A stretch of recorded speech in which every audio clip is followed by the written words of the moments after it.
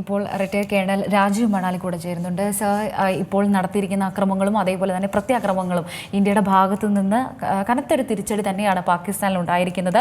സിന്ദൂർ എന്ന പേരിൽ നടത്തിയിരിക്കുന്ന ഈ ഓപ്പറേഷനിൽ ഇന്ത്യ പ്രതീക്ഷിച്ചിരുന്ന അല്ലെങ്കിൽ ആഗ്രഹിച്ചിരുന്ന ഒരു തിരിച്ചടി തന്നെ നൽകിയിരിക്കുകയാണ്. അങ്ങെങ്ങനെയാണ് ഇതിനെ നോക്കിക്കാണുന്നത്? തീർച്ചയായും ഞാനിതിനെ കാണുന്നത് ഇത് വളരെ പ്രിസൈസ് ഒരു മിലിറ്ററി ഓപ്പറേഷൻ ആണെന്നുള്ളതാണ്. ഒന്നാമത് നമുക്ക് ഓപ്പറേഷന്റെ പേര് തന്നെ എടുക്കാം, ഓപ്പറേഷൻ സിന്ദൂർ. ഇത്രയും അർത്ഥവത്തായ ഒരു പേര് വേറെ ഈ ഓപ്പറേഷന് കണ്ടെത്താനാവില്ല. നമ്മുടെ നാട്ടിലെ എല്ലാ ജനങ്ങളെയും, പ്രത്യേകിച്ചും അത്യാഹിതത്തിൽ അല്ലെങ്കിൽ ആ ഭീകരാക്രമണത്തിൽ നഷ്ടങ്ങൾ സംഭവിച്ചവർക്ക് പ്രത്യേകിച്ചും വളരെ ആശ്വാസം പകരുന്ന ഒരു പേര് തന്നെയാണ് ഈ പേര് നമ്മൾ എടുത്തിട്ടുള്ളത്. അതിൽ നിന്ന് മെസ്സേജ് പാകിസ്ഥാനികൾക്ക്,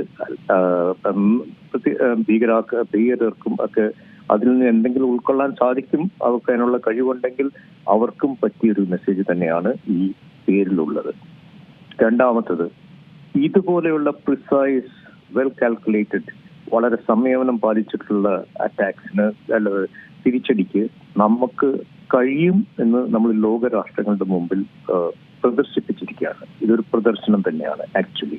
കാരണം പാകിസ്ഥാന്റെ എയർ സ്പേസ് വയലേറ്റ് ചെയ്യാതെ, അവരുടെ ബോർഡേഴ്സ് അല്ലെങ്കിൽ LOC വയലേറ്റ് ചെയ്യാതെ, കൃത്യമായി നല്ല പെർഫെക്റ്റ് ഇന്റലിജൻസോടുകൂടി ഭീകരരുടെ താവളങ്ങൾ, ഒളിത്താവളങ്ങൾ മാത്രമല്ല അവരുടെ ഹെഡ്ക്വാർട്ടേഴ്സ് പോലും ടാർഗറ്റ് ചെയ്ത് നമുക്ക് അറ്റാക്ക് ചെയ്യാൻ സാധിക്കുന്നു. അത് നാമാവശേഷമാക്കാനും സാധിച്ചിരിക്കുന്നു.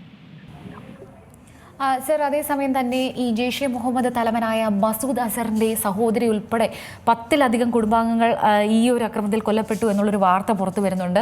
അതിപ്പോൾ സ്ഥിരീകരിച്ചൊരു റിപ്പോർട്ട് തന്നെയാണ്. ഈ പാകിസ്ഥാന് കനത്ത തിരിച്ചടി തന്നെയാണ് ഇതിലൂടെ ഉണ്ടായിരിക്കുന്നത്. എങ്ങനെയായിരിക്കും ഇനിയും ഇവരുടെ ഒരു ഭാഗത്തു നിന്നുണ്ടാകുന്ന ഒരു പ്രതികരണമൊക്കെ എങ്ങനെയായിരിക്കും? ഇതിൽ തമാശ എന്താന്ന് വെച്ചാൽ, അവർക്ക് പ്രതികരിക്കാൻ സാധ്യമല്ലാത്ത വിധത്തിലുള്ള ഒരു തിരിച്ചടിയാണ് കൊടുത്തിരിക്കുന്നത്. അവർ മിനിഞ്ഞാന്നും കൂടെ UN സെക്യൂരിറ്റി കൗൺസിൽ പറഞ്ഞിരുന്നു, അവർ തന്നെ ഭീകരാക്രമണത്തിന് ഇരകളാണ്, അവർ ഭീകര ആക്രമണങ്ങളുടെ ഉറവിടമല്ല എന്നൊരു statement United nation security council പറഞ്ഞിരുന്നു. അതിന് ഘടകവിരുദ്ധമായിട്ടുള്ള സംഗതികളാണ് ഇപ്പോൾ അവിടെ കാഴ്ചയ്ക്ക് ലോകരാഷ്ട്രങ്ങളുടെ മുമ്പിൽ വരുന്നത്. എന്ത് മുഖത്തോടുകൂടി എങ്ങനെ അവരെ പ്രതികരിക്കും? എന്തിലാണ് അവർക്ക് പ്രതികരിക്കാനുള്ളത്? ഇന്ത്യയെ ആക്രമിച്ച ഭീകരരുടെ താവളങ്ങൾ, അവരുടെ ഹെഡ്ക്വാർട്ടേഴ്സ് ഉൾപ്പെടെ നമ്മൾ നശിപ്പിച്ചിരിക്കുന്നു. അവർ എന്ത് മുഖത്തോടുകൂടി എങ്ങനെ അവർക്ക് പ്രതികരിക്കാൻ സാധിക്കും? സാധ്യമല്ല എന്നുള്ളതാണ് എന്റെ നിഗമനം. ഇനി അവരറിഞ്ഞ് എന്തെങ്കിലും വിഡ്ഢിത്തരം കാണിക്കുകയാണെങ്കിൽ അതിനുള്ള തിരിച്ചടി അവർക്ക് കിട്ടും. ഈ ഒരു നമ്മുടെ തിരിച്ചടി ഏറ്റവും ഫലവത്തായിരിക്കുന്നത് അവർക്ക് നമ്മൾ യുദ്ധം സ്റ്റാർട്ട് ചെയ്തെന്നോ, അവരുടെ എയർ സ്പേസ് വയലേറ്റ് ചെയ്തെന്നോ, അവരുടെ LOC വയലേറ്റ് ചെയ്തെന്നോ ഒന്നും അവർക്ക് പറയാൻ സാധ്യമല്ല. ആൻഡ് ഈ ഭീകര ക്യാമ്പുകളെല്ലാം POKയിൽ തന്നെ ആയിരുന്നു താനും. എന്ത് മുഖം വെച്ച് അവരെന്തിനു വേണ്ടി, എവിടെ, എങ്ങനെ പ്രതികരിക്കും എനിക്കറിയില്ല. അവർ വലിയ ചിന്താക്കുഴപ്പത്തിലായിരിക്കും അത് കണ്ടുപിടിക്കാൻ വേണ്ടി. അവരുടെ ഇത് തന്നെയാണ് അവർക്ക് വേണ്ടിയിരുന്നത്. ഈ ചിന്താക്കുഴപ്പമാണ് നമ്മുടെ ഏറ്റവും വലിയ സക്സസ് എന്നാണ് ഞാൻ കരുതുന്നത്.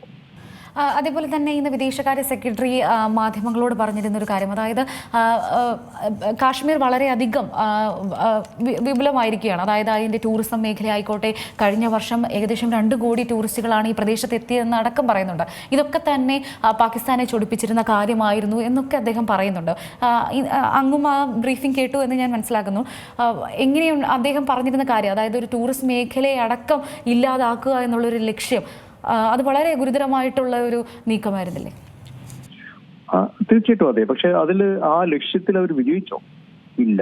കാരണം കാശ്മീരിലേക്ക് വീണ്ടും ടൂറിസ്റ്റ് ഇൻഫ്ലോ വന്നുകൊണ്ടേയിരിക്കുന്നു. ഇൻഫാക്ട് ആ ഭീകരാക്രമണം ഉണ്ടായതിന്റെ അടുത്ത ദിവസങ്ങളിൽ തന്നെ പഹൽഗാമിലേക്ക് തന്നെ ആൾക്കാർ പോകുന്നതായിട്ട് കാഴ്ചയാണ് നമ്മൾ കണ്ടത്.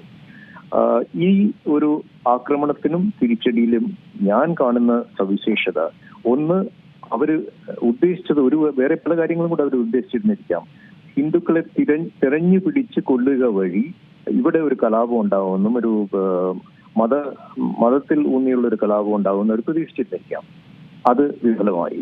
പിന്നെ കാശ്മീരിൽ എന്തെങ്കിലും ഒരു മൂവ്മെന്റ് കുറേ കൂടി ശക്തിപ്പെടുത്താമെന്ന് അവർ കരുതിയിരുന്നെങ്കിൽ അത് വിപുലമായി. കാരണം കാശ്മീരി ജനത ഒറ്റക്കെട്ടായിട്ട് ഈ ആക്രമണത്തെ അപലപിക്കുന്ന കാഴ്ചയാണ് നമ്മൾ കണ്ടത്. അപ്പൊ എന്താണ് ശരിക്കും ഇവർ കൊണ്ട് നേടിയത്? അത് അവർ തന്നെ പുനർചിന്തനം ചെയ്യേണ്ട കാര്യമാണ്. ഈ വക വിചിത്രങ്ങൾ കാണിക്കുന്നതുകൊണ്ട് എന്തെങ്കിലും നേട്ടം അവർക്കോ അവരുടെ രാഷ്ട്രത്തിനോ അവർ സപ്പോർട്ട് ചെയ്യുന്നു എന്ന് അവർ കരുതുന്ന ജനതയ്ക്കോ ഉണ്ടാകുന്നുണ്ടോ? അത് അവരാലോചിക്കേണ്ട കാര്യമാണ്. എന്റെ നോട്ടത്തിൽ ഒരു അനാവശ്യമായ ഒരു സ്വന്തം സെൽഫ് ഗോൾ അടിക്കുകയാണ് പാകിസ്ഥാൻ ചെയ്തിട്ടുള്ളത്.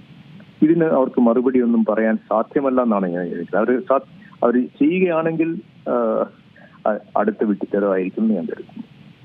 ഈ ടെററിസ്റ്റ് എന്നുള്ളൊരു വാക്ക് ഉപയോഗിക്കാതെ, ഇപ്പോൾ പാശ്ചാത്യ മാധ്യമങ്ങളടക്കമാണെങ്കിലും പാകിസ്ഥാനാണെങ്കിലും ഈ ടെററിസ്റ്റ് എന്നുള്ളൊരു വാക്ക് ഉപയോഗിക്കാതെ മിലിറ്റൻസ് എന്ന് ഉപയോഗിക്കുന്നത്, ഇപ്പോൾ തന്നെയാണെങ്കിലും ഈ തീവ്രവാദികളാണ് എന്നത് സംബന്ധിക്കാതെ അത് മിലിറ്റൻസ് ആണെന്നുള്ള രീതിയിൽ ഉള്ള പാകിസ്ഥാന്റെ ഒരു സമീപനം എങ്ങനെയാണ് ഇതിനെ നോക്കി കാണുന്നത്?